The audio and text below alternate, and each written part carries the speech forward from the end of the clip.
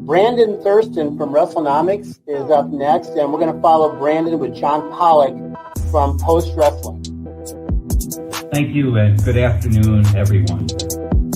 But we can't ignore the math, okay? We can't ignore the data.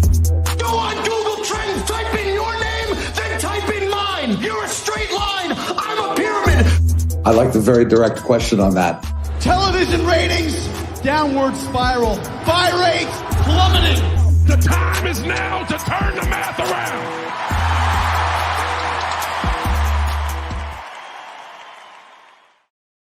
It is John Pollock and Brandon Thurston coming at you for the third time this week.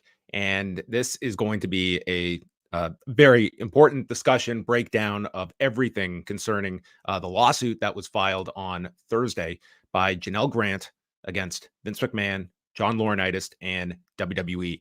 And Brandon and I have been in constant contact and discussion over the past 24 hours, as people can assume. Even more than usual. Yes, even more than usual.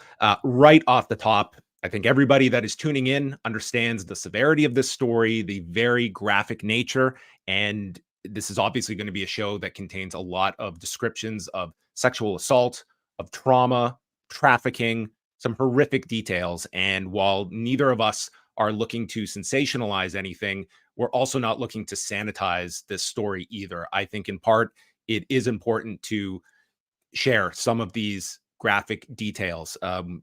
They are, I think, at the core of this story, and I think that is going to resonate with people, just the degree. But I think people can attest to the fact we are going to navigate this as responsibly as we can. But right off the top, we do want to give fair warning to everybody. This will probably be a very difficult listen for some.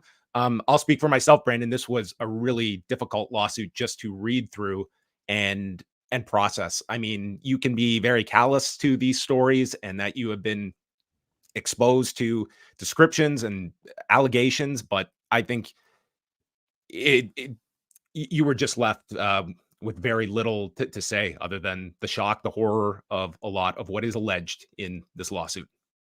Yeah, I imagine a lot of people listening have at least read the Wall Street Journal article, which has a lot of really disgusting and shocking descriptions in it by itself. I read that first, and then I read the entire 67-page complaint, which I believe we're going to read through parts of today. And it's just beyond what I could imagine. I mean, these are allegations, but these are in graphic detail, and just, you know, it took me, I don't know how long it took you, but it took me, I think, over an hour to read it. And it was just some of the most horrendous things that I've ever read. Yeah, I would say that I have been covering professional wrestling in some form or fashion as like my full-time job since 2005. And I would say the events that have been the most trying to get through and really do hit you in a different way. Like, I had to kind of day by day report on the Benoit stuff in 2007. And I go back to Speaking Out of a few years ago. And this is, to me, right in the same level. I had to take a break reading this suit. It was just so much coming at you, and just horrific details. I don't know how better to describe it than that. And I think a lot of people kind of shared in that I think at the core, Brandon, like, there was the knowledge of, certainly there is more to this. I mean, the board said as such when Vince McMahon was trying to get back into power that there was things that had not been made public yet. And at the core of it, you had, you know, these allegations, but there is a different level when there is a name attached to it, when there's a face attached to it, and when it's so specific and very hard to, you know, the most ardent Vince McMahon supporter. I think it's just so in contrast to just where we were on this story prior, that now there's so much of a degree of specificity added to it. And I hope I'm not jumping ahead on the timeline here, but so Janel Grant is the person who filed this lawsuit, and she is the former paralegal who sort of, her story kicked this off about going on 2 years ago when the Wall Street Journal broke the story in June of 2022 that there was an NDA to silence a former paralegal who worked for WWE and who had some sort of relationship with Vince McMahon. At that time, I mean, before yesterday, you could have assumed that it was an inappropriate relationship where Vince McMahon had a great deal more power in that relationship than she did, and that allegedly she was exploited in it. But you could not imagine the details that I read yesterday. So yeah, if this is anything that anybody wishes to avoid, now may be the time to go do something else or to jump ahead. Yeah, so I'm going to do my best to kind of go over the key points. We're not going to read the entire 67 pages, but we are going to go pretty in depth here into a lot of sort of painting the picture here of Janel Grant and her time in WWE and the relationship with Vince McMahon. So those that are named in the lawsuit are Vince McMahon, John Laurinaitis, and WWE. I mean, this is going to be very much Vince McMahon is going to be front and center to this, but this is not a singular Vince McMahon story. I think that this goes a lot deeper than that. And the way it is outlined in this lawsuit, it suggests a culture that goes beyond just the ringleader in Vince McMahon. So the two of them met in March of 2019, as this is all alleged in the lawsuit, when, quote, Ms. Grant was dealing with profound grief and struggling financially after the death of her parents, where she was the full-time caregiver for, was unemployed, and her family home was lost in the parents' bankruptcy. And she was living in the same building as Vince McMahon. And it was the resident manager of the building that put the two into contact with one another. And Vince McMahon essentially seeing a woman that was down on her luck. And the line was that, I don't want to give you a job. I want to give you a life. Right from the get-go, Brandon, this is a gross imbalance of power that we are looking at. Like from the very start of this, say nothing of what this would materialize into. Like that is the situation of a woman that is, pretty much is in complete, in a depraved state financially. Yeah, I mean, we've mentioned it a lot of times here. The details are pretty graphic. Besides that, this is sort of a textbook case of somebody who has a great deal of power over another person and is able to exploit them and get what they want from that person. And that this is just the start of that. Yeah, the early interactions see Vince McMahon showering her with gifts and attention, giving her a VIP experience at WrestleMania that year, that being the MetLife Stadium show, and then turned into physical attention from McMahon, who at one point greeted her in his condo while in his underwear, repeatedly asking for hugs, and spent hours sharing intimate details about his personal life. He then pushed Grant toward a physical relationship in exchange for employment at WWE. She was officially offered a position in WWE as an administrative coordinator that would begin June the 17th of 2019.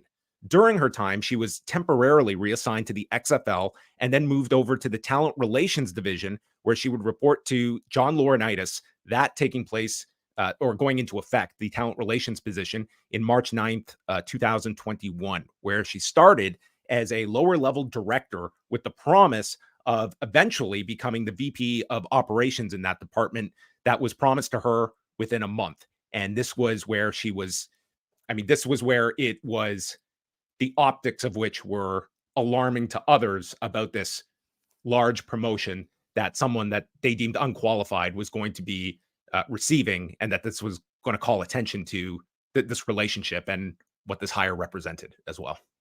Right. And throughout, there are anecdotes about how she was in this job and they couldn't really figure out, work for her to do, and she was bounced around to various positions. So they described the ongoing relationship with Vince, this is Janel Grant, as, quote, psychological torture involving physical violence, leaving her feeling helpless, isolated, and trapped.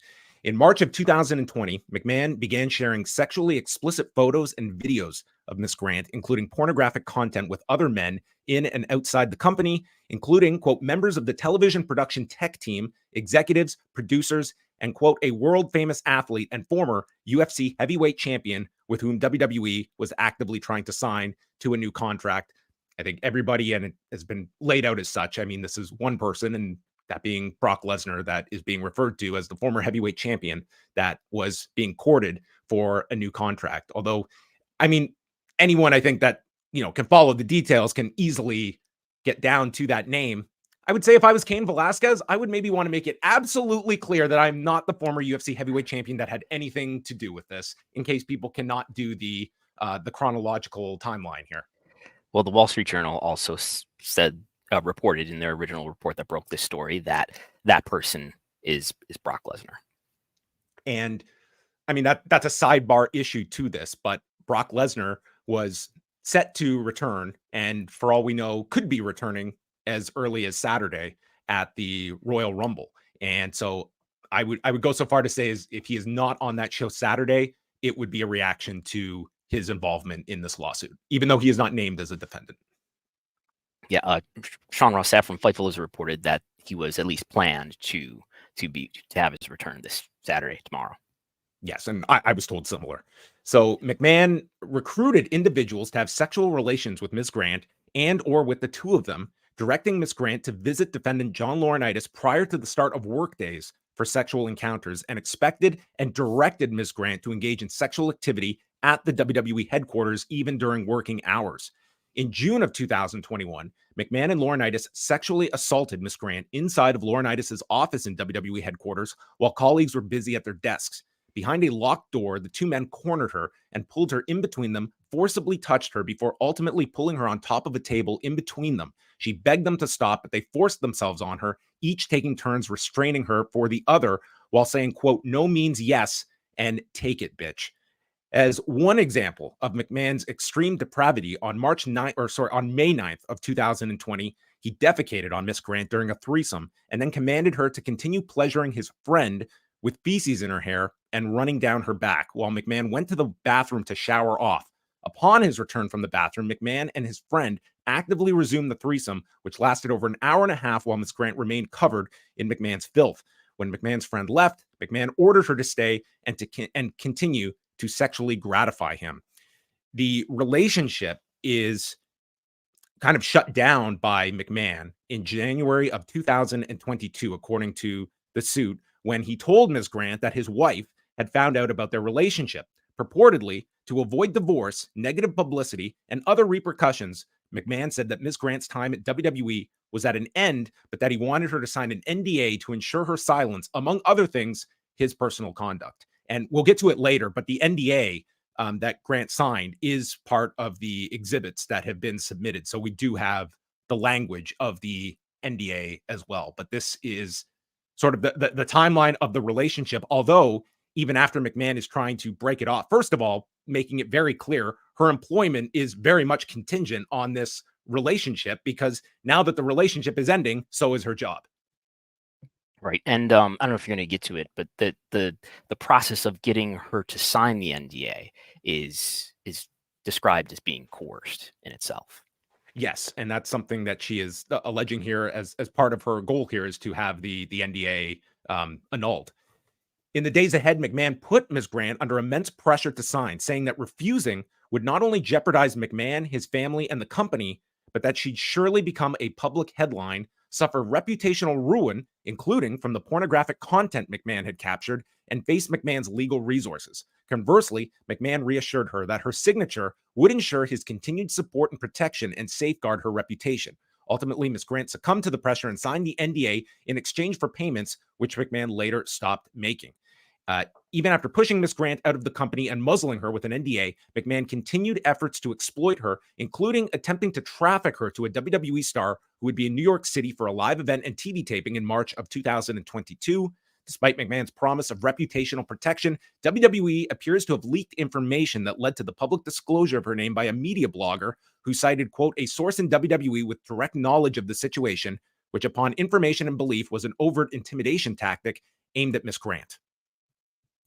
And I just want to go back and read one paragraph here that's very early in this complaint, where it says, McMahon warned Ms. Grant to keep their closeness a secret, lest rumors lead to public trouble, and added that while he protects loyal people, this sounds very much like Vince McMahon, he had world-class legal resources on speed dial to deal with people who became a problem. And this is described to be before there was even any sexual contact between them, that it sounds like he's threatening her with legal repercussions already, or letting her know that he has a lot of power here.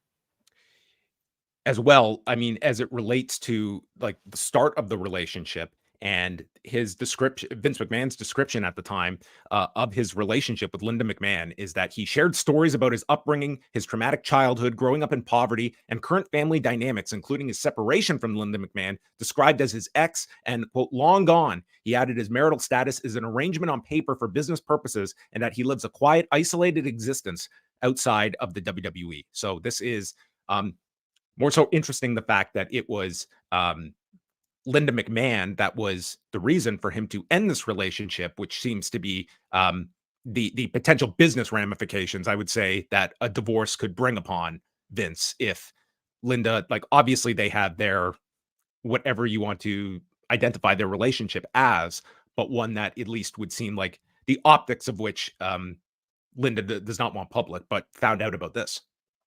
Yeah. I don't want to speculate too much about the relationship between Vince and Linda, but he's, at least in that Playboy interview way back in 2001, he's open about his affairs.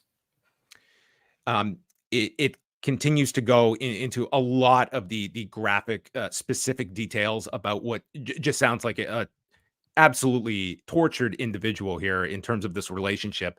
Some things I did want to highlight as well from the 67-page lawsuit that you can read. When Ms. Grant informed McMahon that she was physically injured during their sexual encounter, McMahon's responses varied from apologies to non-accountable pushback and blaming impulse control. When encounters were particularly brutal, Ms. Grant learned to bookend the truth of her injuries with compliments to create the least amount of pushback from McMahon. However, Ms. Grant sustained brutal and painful injuries, including bleeding, swelling, bruising, and spans of incontinence resulting from McMahon's forceful use of his fists, adult toys, and objects unsafe for vaginal insertion or penetration. One distressing event occurred on November 21st, 2020, when McMahon drove Ms. Grant to WWE headquarters to fulfill his fantasy of having a sexual encounter with her in his office, causing Ms. Grant to suffer a panic attack in the passenger seat while pleading with McMahon to change his mind and drive her back home. McMahon scoffed and then gave her an ultimatum: either have a sexual encounter in his office or inside the parked car. Terrified, Ms. Grant obeyed McMahon's directions and they entered WWE headquarters for the encounter. As soon as Ms. Grant began working directly for Laurinaitis, forcible touching and overtly sexual behaviors became part of daily life when he was in the office. On numerous occasions, Ms. Grant was directed to visit Laurinaitis at his hotel room before work to serve herself to him as his breakfast. These devastating experiences made Ms. Grant feel as though she was being pimped out as an object for sexual gratification for her new boss. Upon information and belief, corporate funds from the WWE were used to finance Laurinaitis' hotel stays when these coerced sexual encounters occurred. So, like, to me, Brandon, and I'm looking at all of the allegations that came out with Vince McMahon in the Wall Street Journal over this past, since June of 2022, and it seems that the straw that breaks the camel's back is when we get into corporate finances. And I just read a line like that just seems like absolutely near the bottom, is the fact that this hotel room was using company expenses for that could be the linchpin here for this whole thing. I mean, it paints such a disgusting picture, but you also have to look at it from the corporate side of it, of like that's the kind of thing that carries weight, of just like a company having, a paper trail that attaches itself and directly ties them to these actions. And so, if people don't know, there's sort of this technical aspect that Vince maybe used his personal funds to pay for these NDAs for multiple millions of dollars in several instances over the years, to pay for women's silence over alleged sexual misconduct. Even though if he did use his personal funds, it was determined that the appropriate thing to do from an accounting perspective is that should really be charged to the company, because it protected not only Vince McMahon personally, but it protected the company. He's the CEO. He was the controlling shareholder of the company.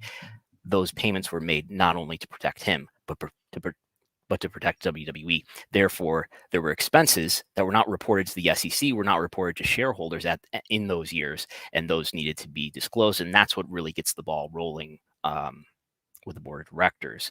And we do have a list here in this complaint of all the things that he bought, which are believed to be using WWE funds for. It's a number of things. I don't know if it's going to amount to anything that will end up being material, but that they'll have to amend their finances for.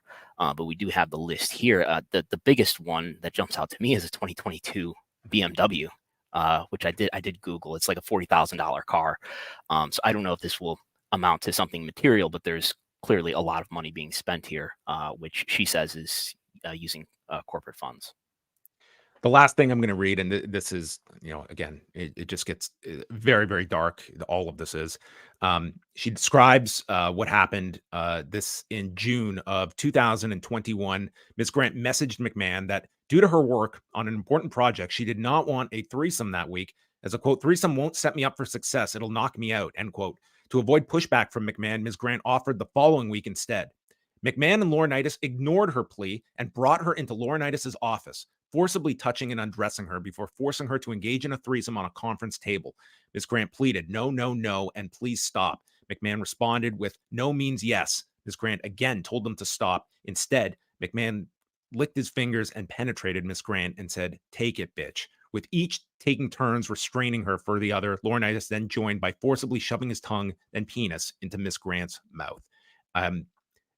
It's horrific just to read this a second time, much less the first.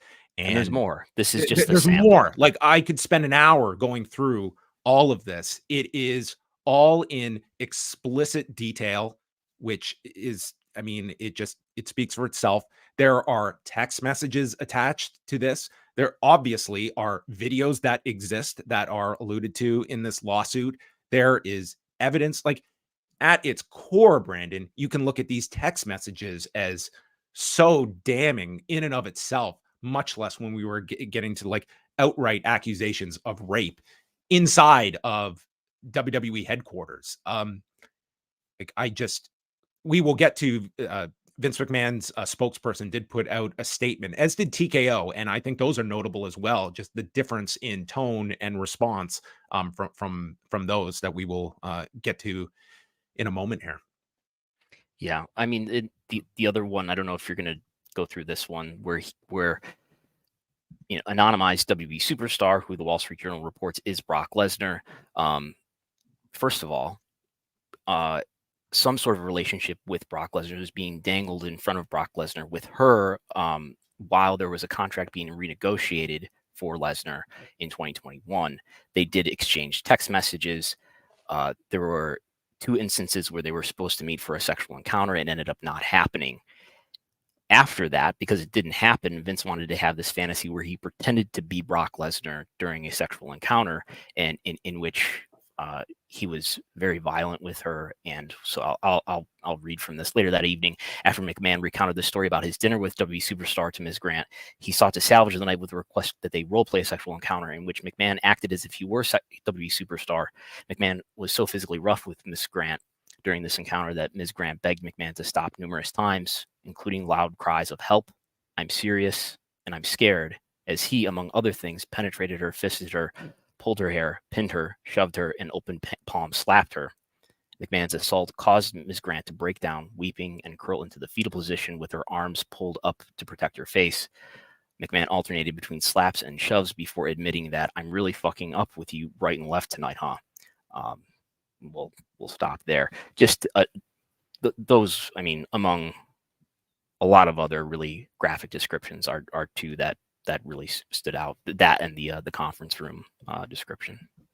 Yeah, and again, this goes to we'll get into it as well. There's like several unnamed corporate officers that are named in this, that the descriptions of which I think people can probably deduce who is in reference here to several of these as well. But I think when you go to the statement that came out on Thursday, there was a statement issued by Ann Callis, who is the attorney representing Ms. Grant, Today's complaint seeks to hold accountable two WWE executives who sexually assaulted and trafficked plaintiff Janel Grant, as well as the organization that facilitated or turned a blind eye to the abuse and then swept it under the rug. She is an incredibly private and courageous person who has suffered deeply at the hands of Mr. McMahon and Mr. Laurinaitis.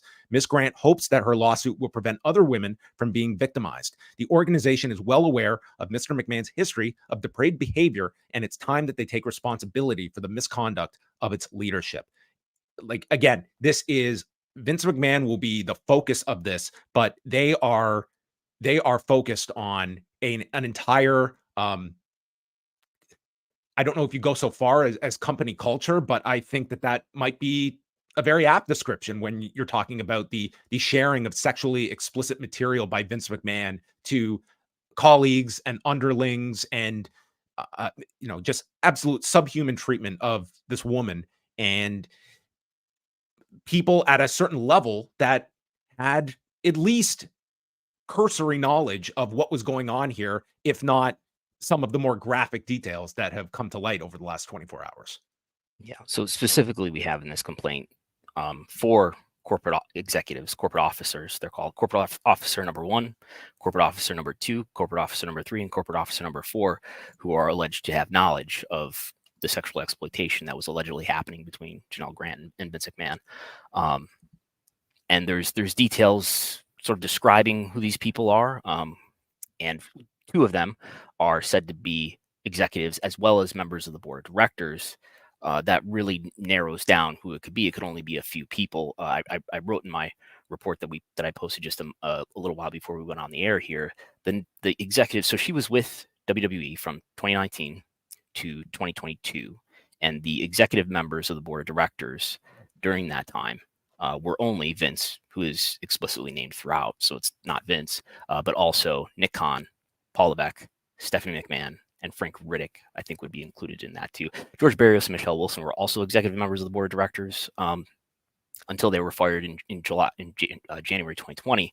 But she describes introducing herself to corporate officer number 1, who is an executive member of the board of directors, in March 2021. So that sort of rules out her describing George Barrios and Michelle Wilson.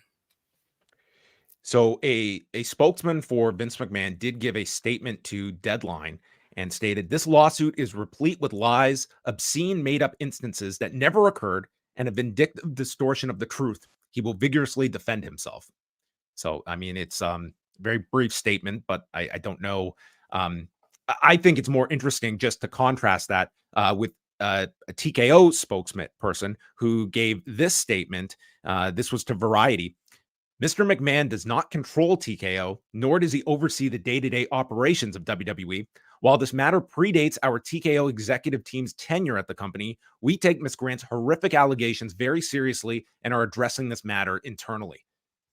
These are very different responses to this story. I would go so far as to assume that there was very little, if any, coordination between these two sides in terms of the response to this story, because I see a statement in TKO that is greatly distancing itself from Vince McMahon with this language here, and a Vince McMahon that is adamantly denying what is going to require a hell of a defense when you have flat out text messages that are here, and that there's going to be plenty of evidence that he is going to have to account for, and he will get his day in court. He will get his opportunity to defend himself, but it is certainly going to be beyond just a statement of denial when such a case has been brought forward towards you and your alleged actions. Right. I don't suppose it serves TKO to do anything, but I don't think it serves TKO to, endorse or, defend Vince McMahon here. This is TKO. This is not WWE. WWE is a part of TKO since the merger that was completed September 12th, 2023. And upon that merger, Vince McMahon no longer has control of WWE. He has a lot of shares in TKO. He owns, as of this moment, about 12% of the TKO shares, but he is not the controller of TKO. However, as part of the merger, he was installed as the executive chairman, and that is his role. I believe he's an employee. I don't believe he's just a member of the board of directors. The the comment from TKO is interesting in that, yes, it distances itself from Vince's behavior, but it also says what here? If we could put it back on the screen. How do I put it back on the screen here? Where are we? But it also says that he does not oversee day-to-day operations of WWE, which, I mean, could be true in a sense. I have the impression that being executive chairman, at least when this deal was announced, was that he would still be overseeing WWE, and maybe that sort of gets swept away with the reports that we heard that Ari Emanuel decided that he wanted duties to be separated in terms of Vince not being involved in creative and being more involved with the TV deal. I don't believe he's heavily involved in creative, but he has a role in WWE, at least on paper. Now, does he really do anything? I don't know. In any case, he's the executive chairman. Part of the by request of Ari Emanuel. I mean, this was not Ari Emanuel kicking and screaming to retain Vince McMahon.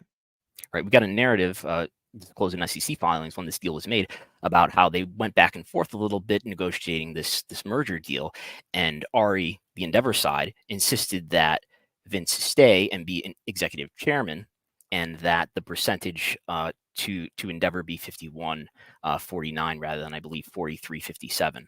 In any case, he's the executive chairman, and if you look at we'll show it on the screen here. If you look at the certificate of, what is it called? The certificate of incorporation, it defines that Vince McMahon's role here, if we put it back here, is if we put it back here, Vince McMahon shall serve as the executive chair of the board, the executive chair until earliest of his death, resignation, or incapacitation. So this is not from the bylaws that define how the board of directors are governed, but this is from the certificate of incorporation. To get into a lot of technical stuff here, I understand people have questioned, well, couldn't they amend the bylaws? And I've talked to somebody who has served on boards of directors and has helped me try to understand this and that. Looking at the documentation that we have, to amend the bylaws, you need two things, which is a majority vote from the shareholders. Perhaps Endeavor could do that because they have 51% of the shares. But you also need the signature of all of the parties, and one of the parties here is Vince McMahon. So he seems to be pretty rigidly installed as executive chairman. And I don't know if Endeavor or TKO could unilaterally remove him just because they want to.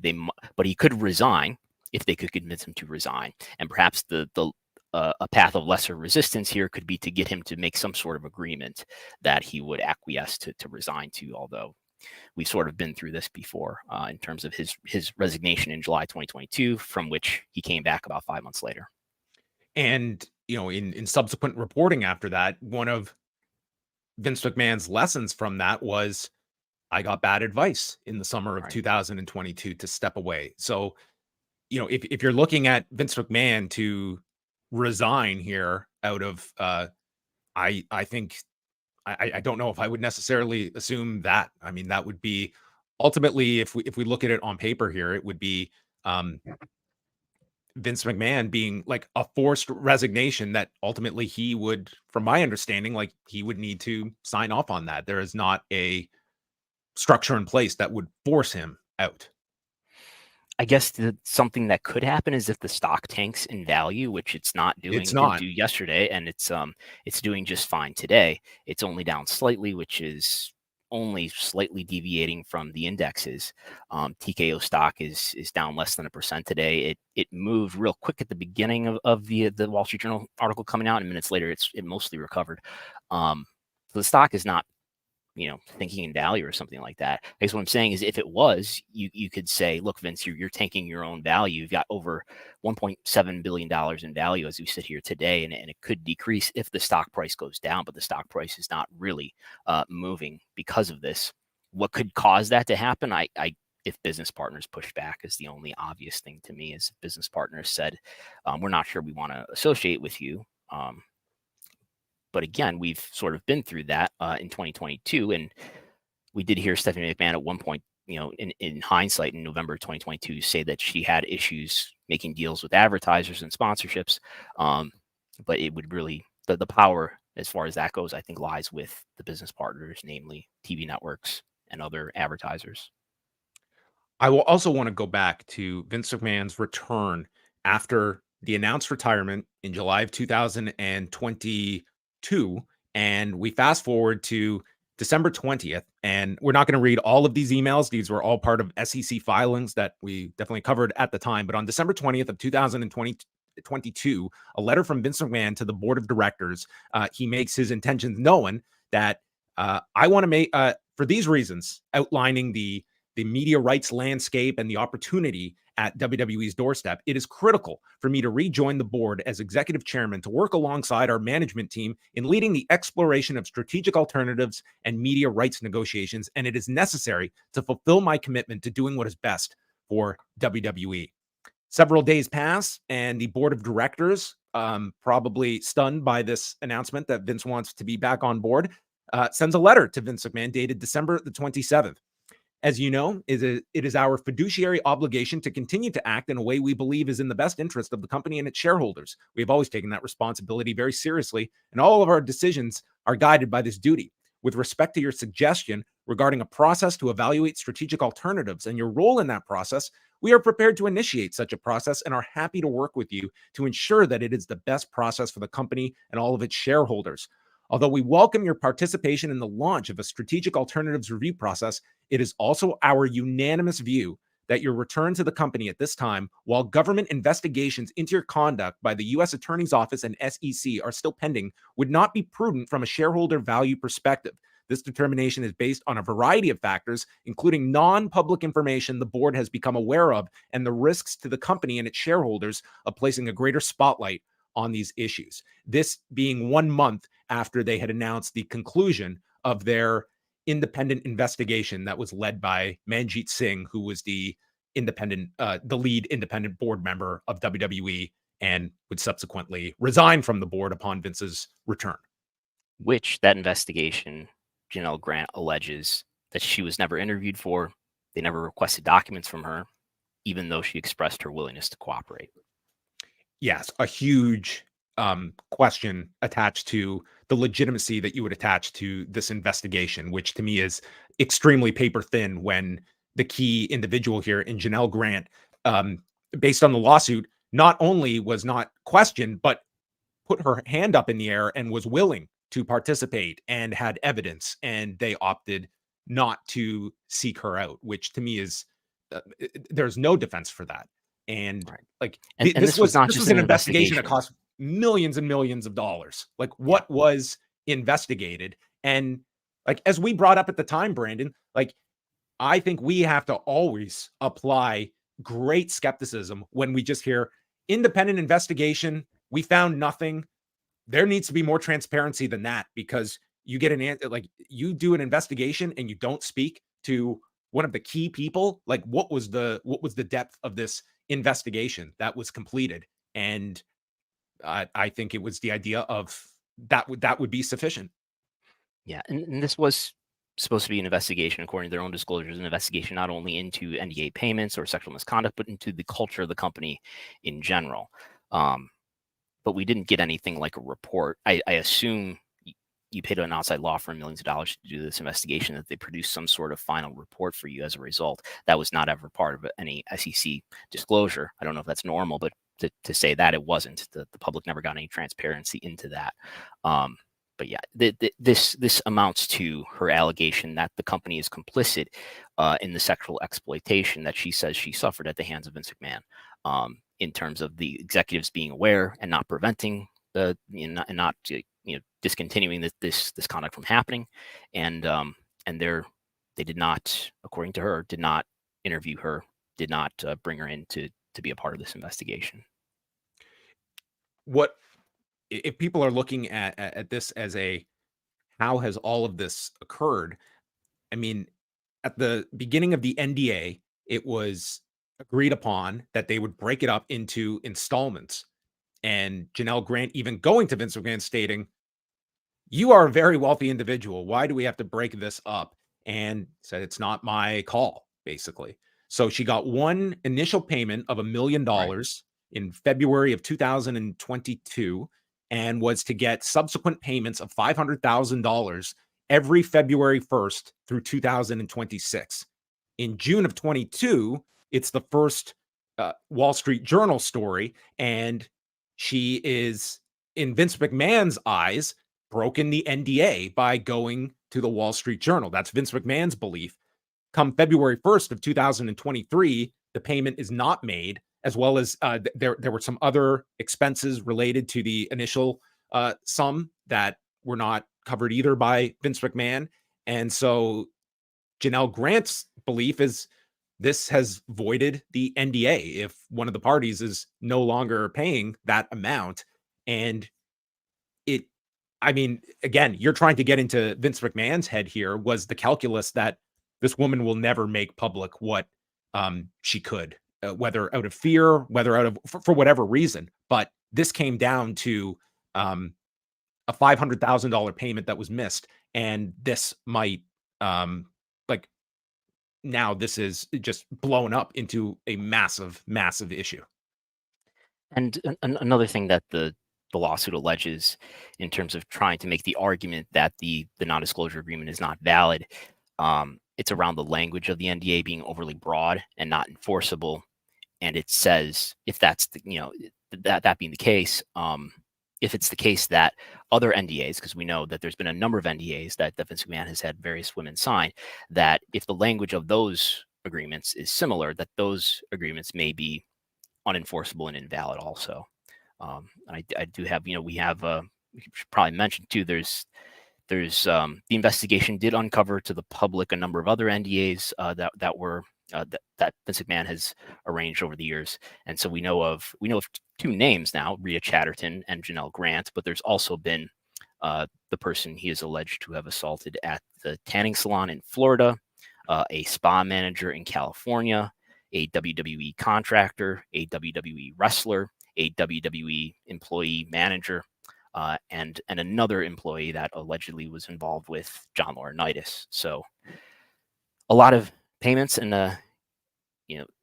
if you take this could be the tip of the iceberg, Brandon. Like the one that jumps out at you. Like this was, read how horrific this information is that was part of this lawsuit. Even the line in there, Brandon, about the fact that Vince McMahon would brag about a meeting he had with the Crown Prince in October of 2019. Everyone remembers that is the show in Saudi Arabia of what happened to the flight back to the US and talent being stranded there.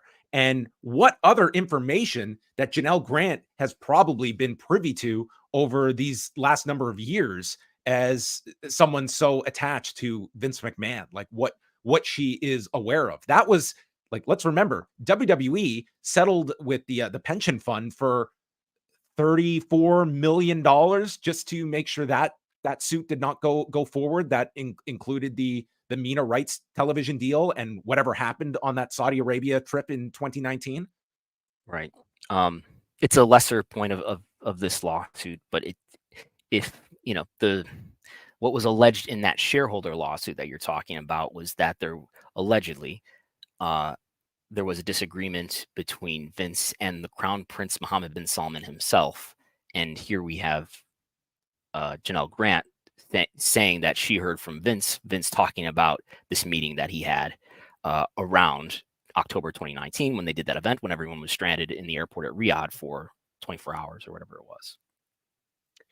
So we should share with people, like Brandon and I have been trying to do our best reporting on this story.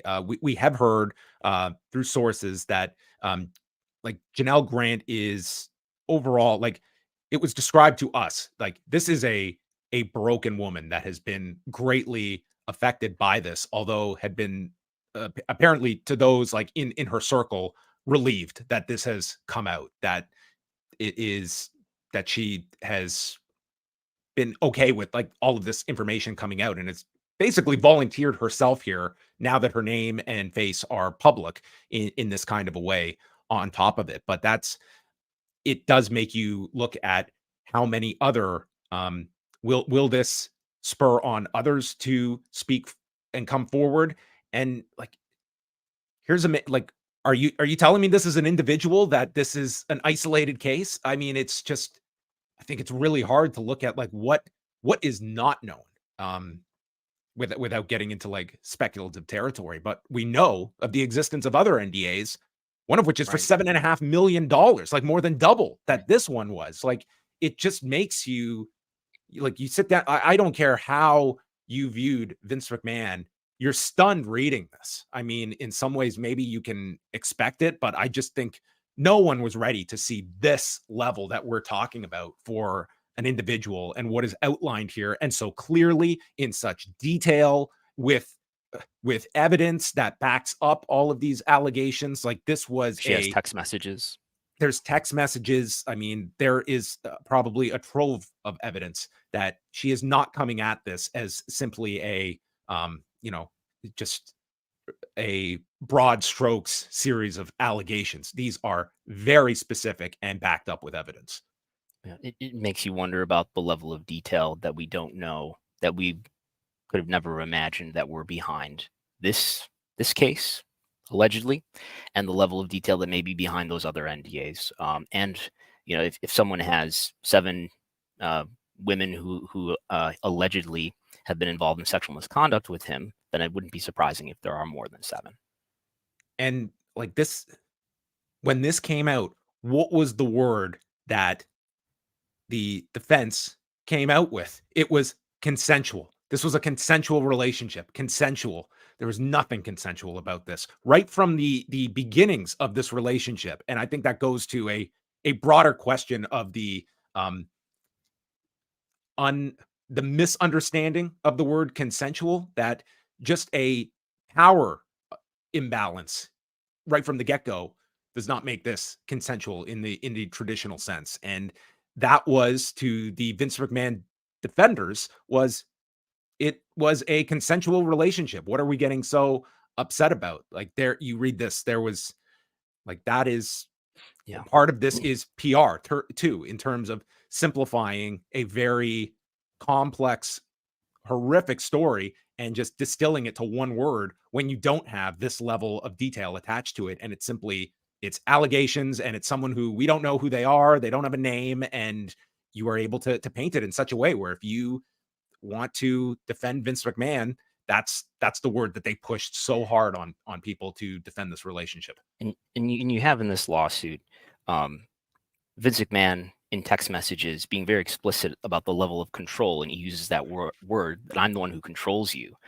and the power that he has over her in this situation and everyone in the working environment around her.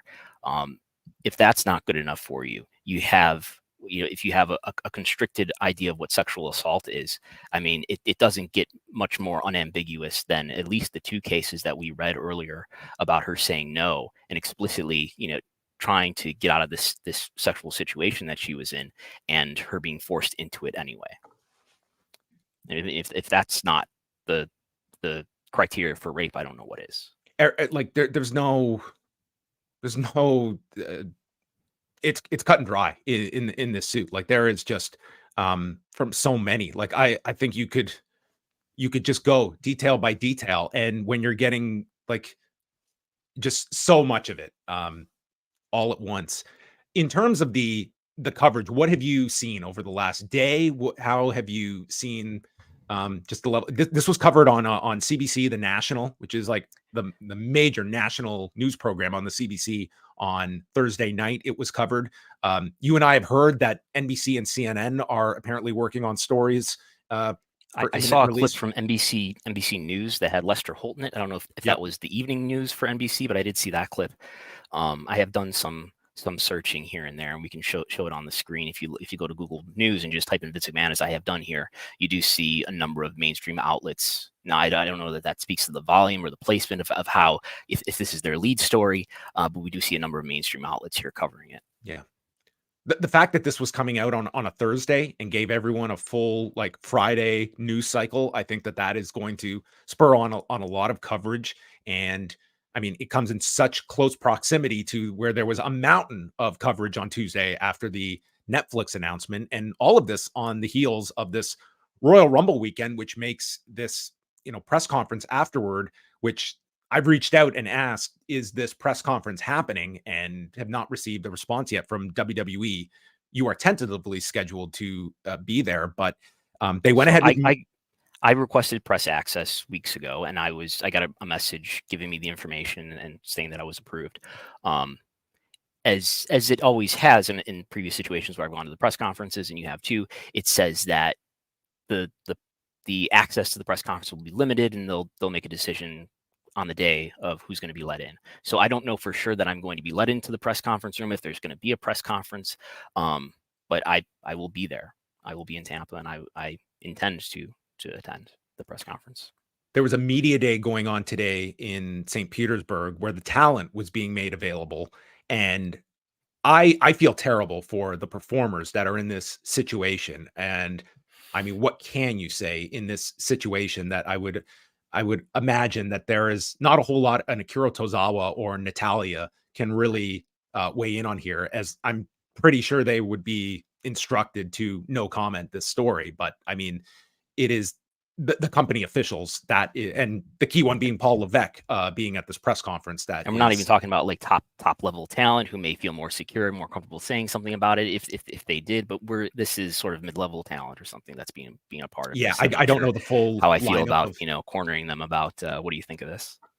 Yeah, like if you are WWE, what is your response? Like there are times that we see them just power through when you don't think that they could possibly no sell something, and they go ahead. But if they put Brock Lesnar on the show Saturday night, would not stun me.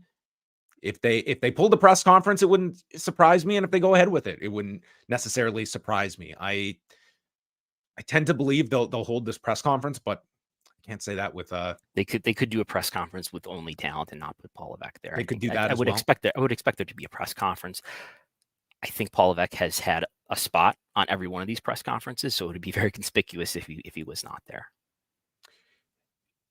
What do you think are the immediate like the next steps to follow here? I mean, this is kind of in like what is TKO going to do? What are they able to do? What is Vince McMahon's course of action in terms of a more detailed response than submitting a 2-sentence explanation to Deadline, or a response to Deadline, I should say? At this point, we have not seen Vince McMahon resign. If he's going to resign, I would expect it to be sooner than later. But then again, I don't know what kind of negotiations may be happening behind the scene, if any. I don't know. Just thinking it through, if I'm TKO and if I just want to completely distance myself from Vince McMahon, is there harm in him being sort of a hostile party who owns 12% of your stock and is executive chairman? I don't think he has. I mean, Endeavor owns the majority control of the company. Endeavor chooses the majority of the seats. I don't think there's any sort of hostile takeover that he could possibly conduct here. So I don't know what the negative consequences would be of Ari Emanuel really taking an opposition to this, even if they can't unilaterally remove him from the company. We should note too, I mean, there was that situation in October at it was the Bloomberg conference where Ari Emanuel, who is the CEO of TKO and the CEO of Endeavor, was calling out CAA's co-chairman for allegedly, allowing Harvey Weinstein to abuse many women.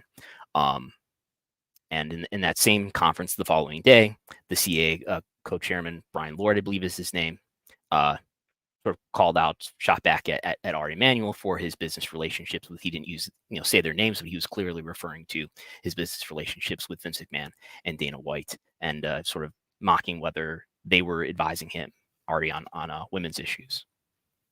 So there's why bring this up? To say that, look, Ari, at least ostensibly, has a line about how women are expected to be treated on this issue in particular. Yeah.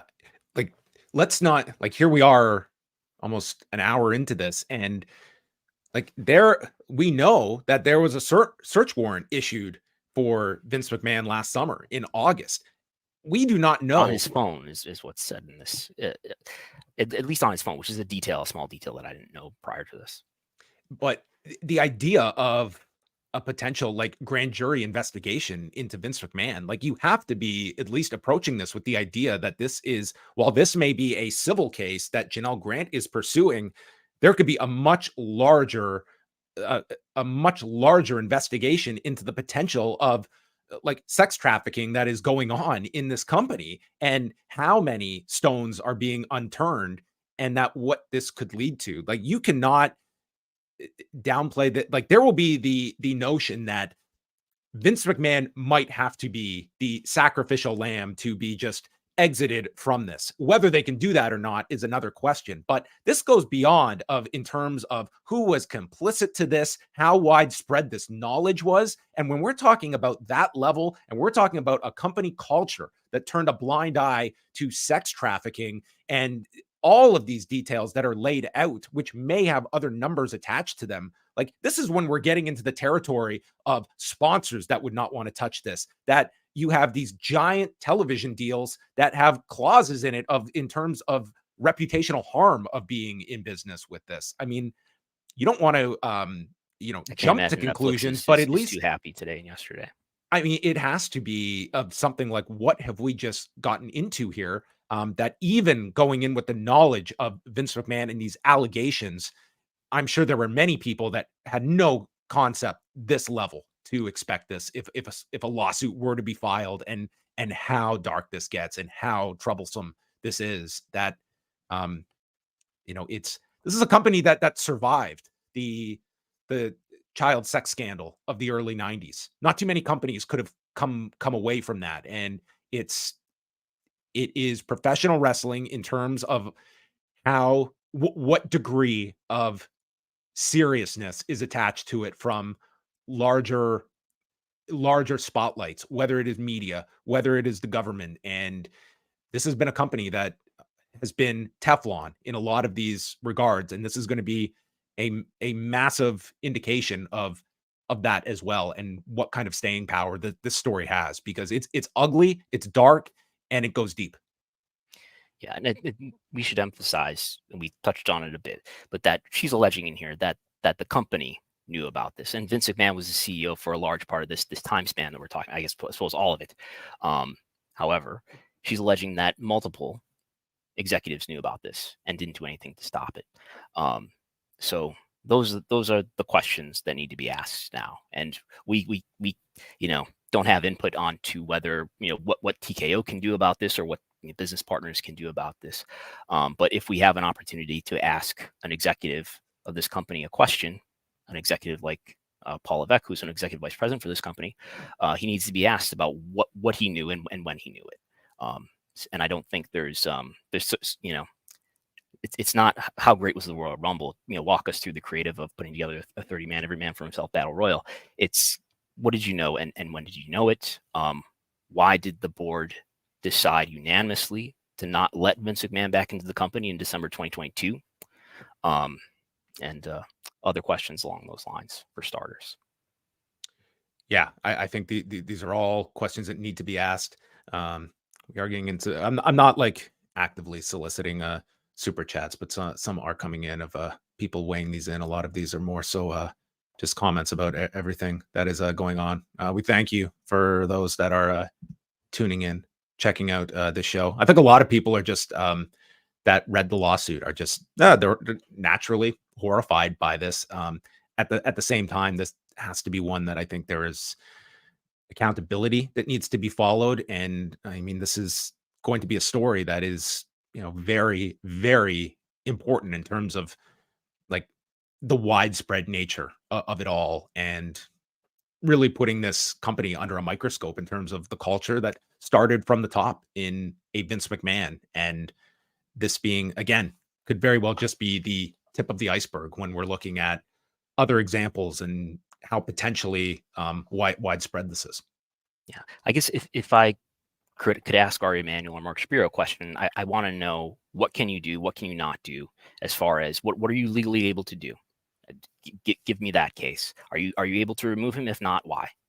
Are you going to distance yourself from him? If not, why? If so, tell me more about that. That's one start.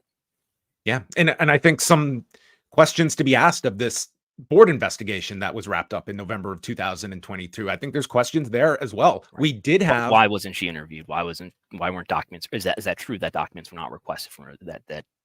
That she wasn't interviewed? That she expressed to the board that she was willing to cooperate? Right. You have the knowledge of her not being reached out to, and yet a board that did unanimously vote not to bring Vince McMahon back. I mean, they understood that Vince McMahon was a detriment.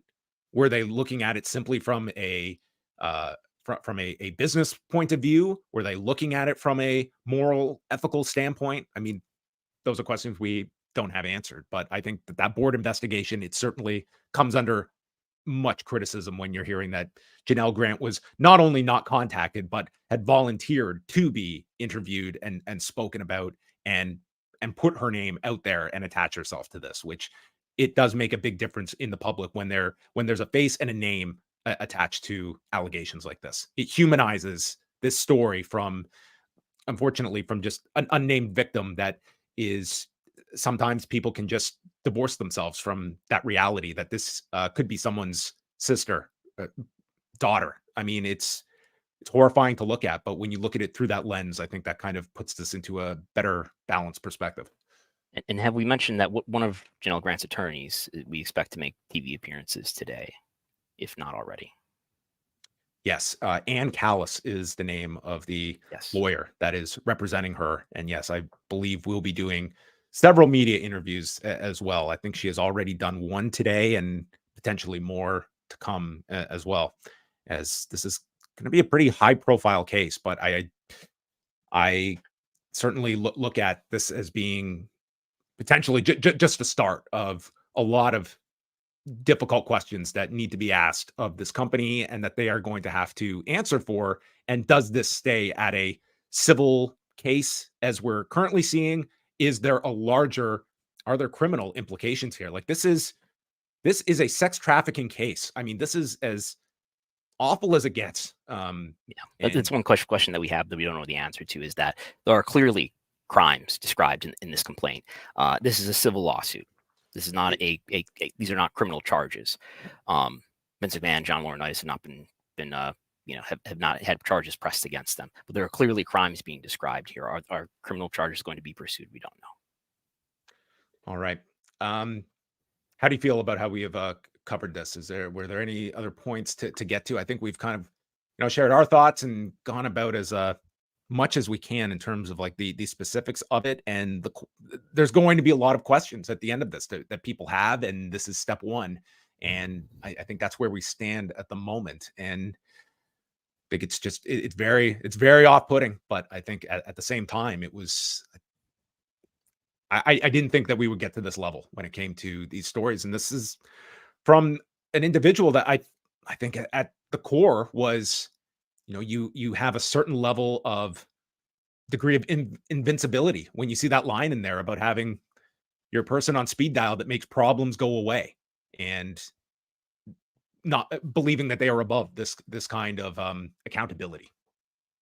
Yeah, I mean, it's a story about allegedly power and sexual exploitation, and a CEO of a multi-billion-dollar company, and his ability to allegedly get away with it multiple times, because we know of at least 7 cases where he felt it necessary to pay women millions of dollars for their silence.